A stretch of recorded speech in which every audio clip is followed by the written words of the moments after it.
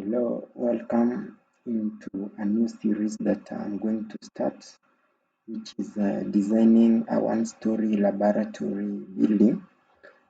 So just to show you the architectural template, here it is. So you can see this is uh, the architectural PDF file. We also have the 3D of this laboratory. This is how it will look like. So you can see here it is. You can see the cross section of it. So this is what we're going to work on it. So we are going to work starting from AutoCAD. Thereafter we'll import it to ProtoStructure for analysis and bring it back to AutoCAD for detailing. So without wasting much time, my name is Lucas Chacha and this CAD in B, and I'm a CAD instructor. Feel welcome. So if you have a drawing like that, you have to import it to AutoCAD. So let me uh, just just let me import the drawing for as my new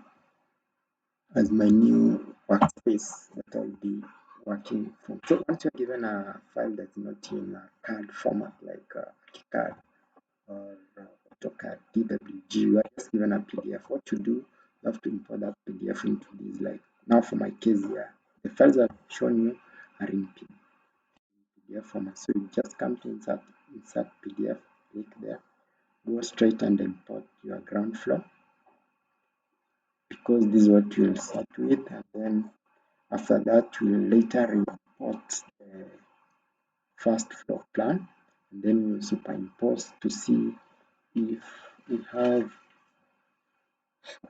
columns that are not extending to the first floor, or maybe things with cantilevers and so on. So having this, there are some elements that we ought to eliminate, like now that.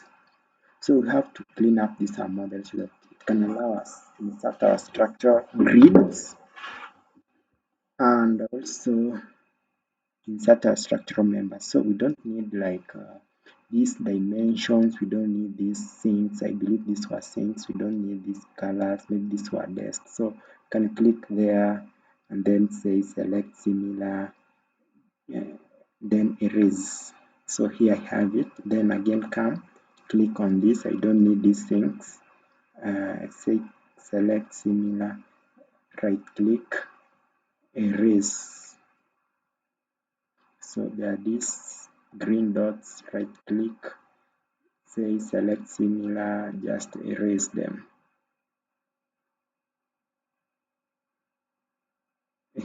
Erase.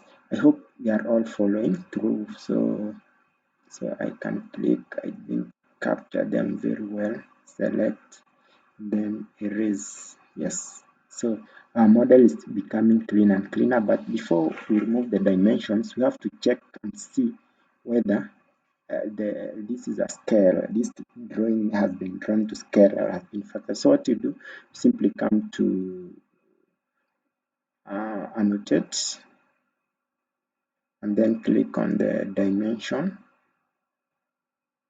standard. So I want to click here.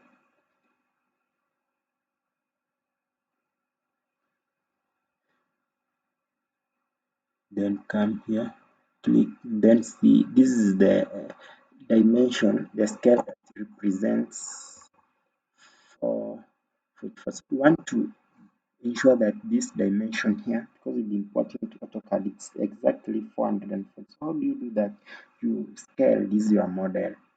So to scale it, you just highlight the entire of it, come to back to home, come to scale. So once you come at the scale, here specify the base point.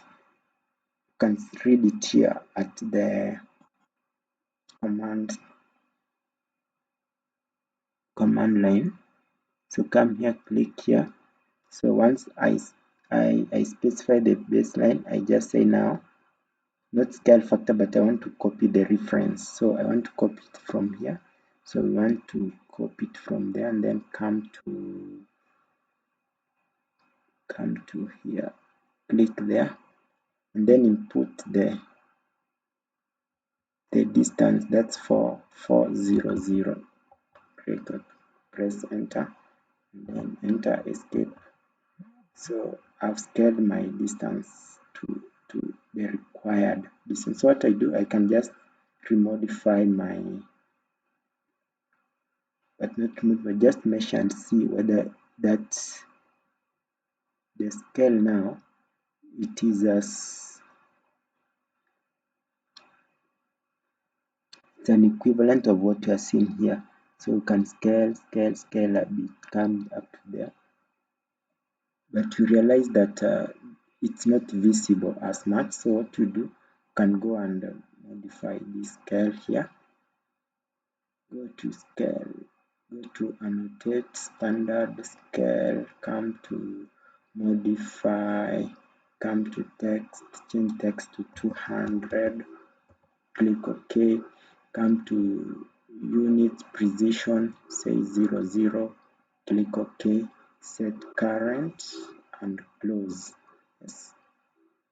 Yes, close. You can see now whatever we have here is exactly, is not like 0.84 the way it was before, but it is exactly 4,400. So we can now delete our dimensions after you do your scale. Remember to do that, please, to check, always to check and make sure that your design is well done or is well scaled. So I can just say select similar, just delete everything here, erase, select, then erase. Yes, I have that. Do I really need these sections? No, I don't need them. Also select, similar, erase. You can see I have this.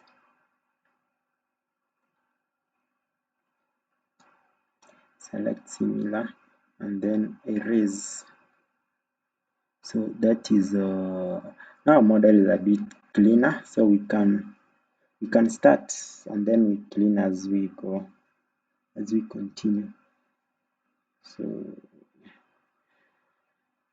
once you have your model like this, so what you do, you have to create two properties or two property layer. One is the grid and another one is the column that will be imported to protostructure.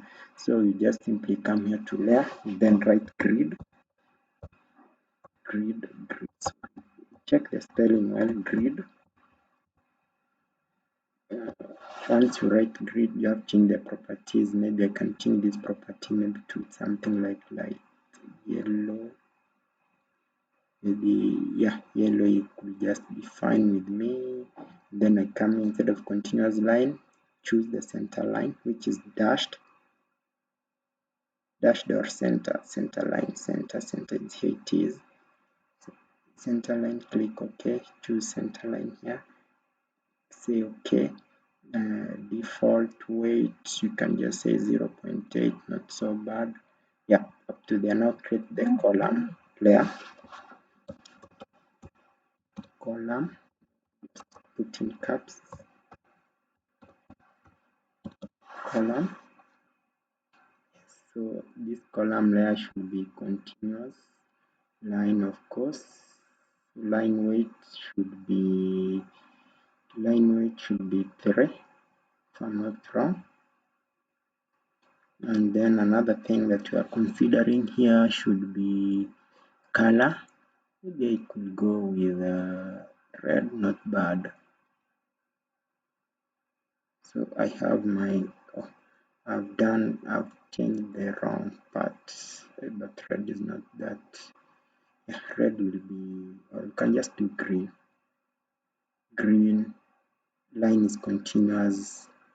Here the weight should be 3. Click OK. Yes. So that will be just with me.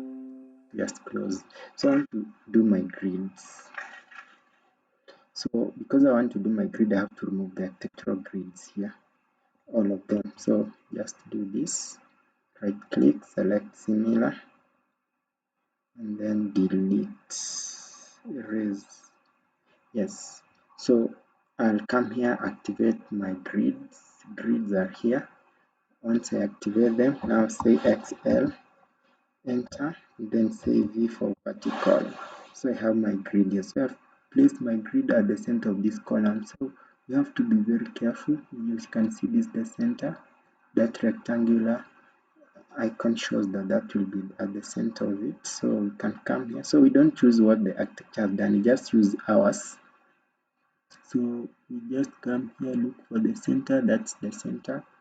We try to be faster. I'll try to be faster. Maybe this was at the center of it, presumably.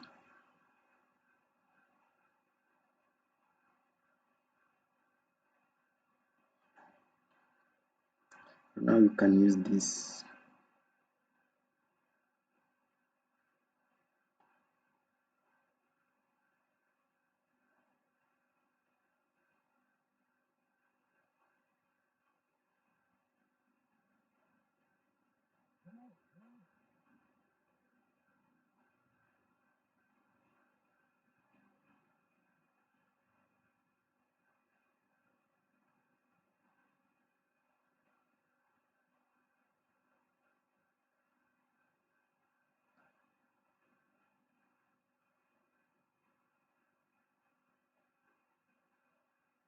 The scent is really challenging me from getting here, so let me try somewhere else.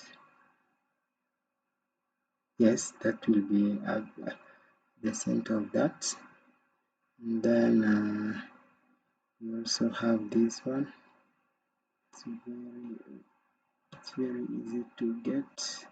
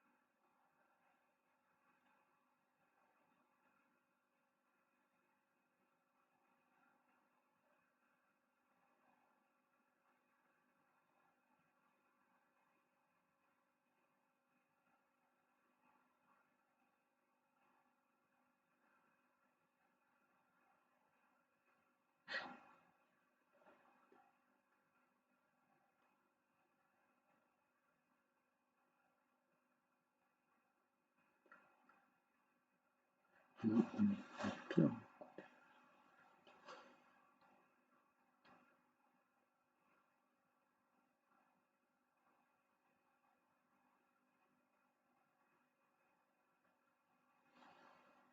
So I have already the vertical grids. So I want to place the horizontal grid. So place the horizontal grid, you'll just say that XL, enter, and then say H for horizontal. I have my horizontal grid, so I can start from this part here. So that's the center of it there, and then come here. We have it there again. We have it there. We need a column there. We check even the distances. So we need it there. We need a column there. So we are done. We also need another.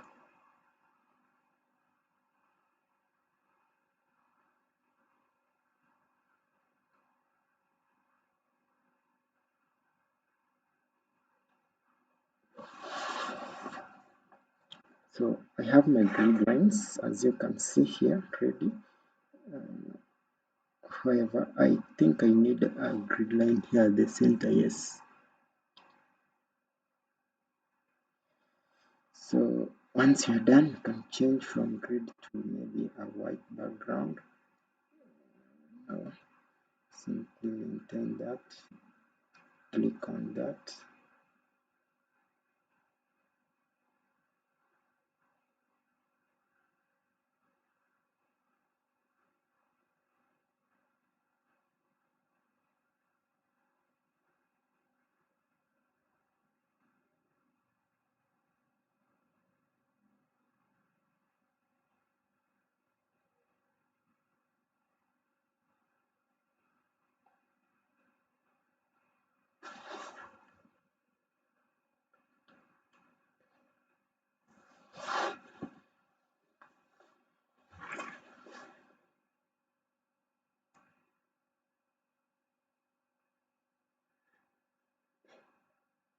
So we have our grids there now.